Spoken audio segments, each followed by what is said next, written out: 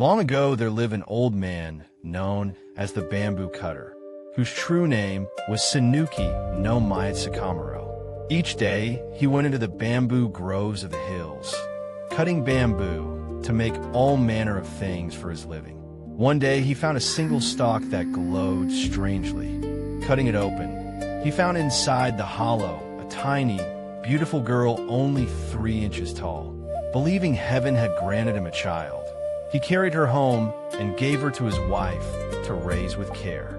After that, as he cut bamboo, he often found gold between the joints, and his household grew rich. The child grew, in only 3 months, into a splendid young woman. Her beauty seemed beyond this world, and her radiance lit every corner of the house. The old man named her Princess Kaguya of the slender bamboo and held a great feast for 3 days. Soon her fame spread, and many men crowded around the house. Among them were 5 noble suitors who would not leave day or night. The Prince of Ishizukuri, the Prince of Kuromochi, Minister Abe no Miyoshiro, Counselor Otomo no Miyuki, and Counselor Isinokami no Maro. Fearing his old age, the bamboo cutter urged Kaguya to choose a husband. Reluctantly, she said, "I cannot take any but the man who shows me the depth of his heart." To each she set a different, impossible task. To Ishizukuri, the Buddhist stone bowl from India. To Kuromochi, a jeweled branch from Mount Horai with silver roots, golden stems, and pearl fruit. To Abe, the fire rat's robe from China. To Otomo, the 5-color jewel in a dragon's neck. To Isinokami, the easy birth shell a swallow holds. Astonished, the suitors withdrew. The Prince of Ishizukuri was cunning. Pretending to journey to India, after 3 years, he presented a blackened old bowl from a mountain temple, wrapped grandly in brocade. But it held not even a firefly's gleam of light. At once it was exposed as false. The Prince of Kuromochi announced he would sail for the jeweled branch, but secretly had master jewelers forge a likeness. All marveled at its craft, until the chief artisan arrived, demanding 1,000 days' unpaid wages. The fraud revealed, the prince retreated in shame. Minister Abe, being wealthy, asked a Chinese ship to buy the fire rat's robe. The robe arrived deep blue with gold-tipped fur. Delighted, he thought it would please the princess.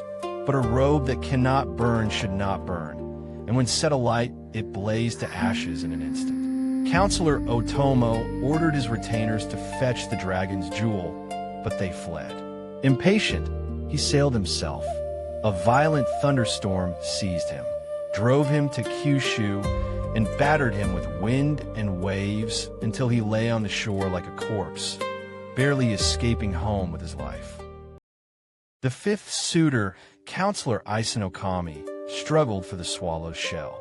He had himself hauled up in a basket by ropes to the ridge of a tall building, searching where swallows nested.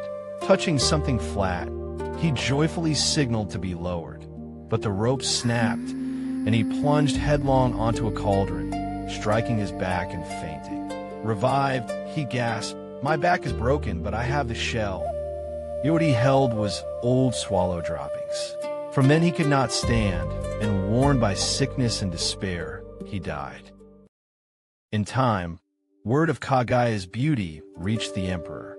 He sent a court lady to look upon her, but she would not be seen.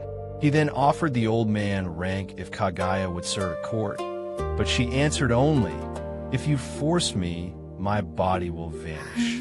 At a loss, the emperor visited under pretense of a hunt.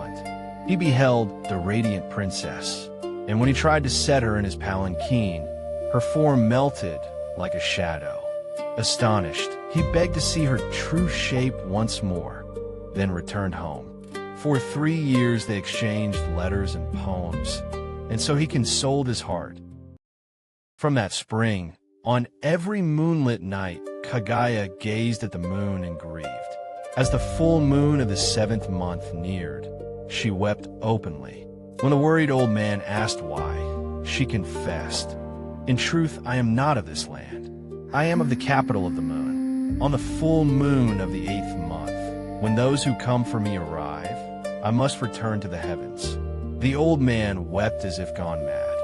"Who could take from me the child I raised these many years?"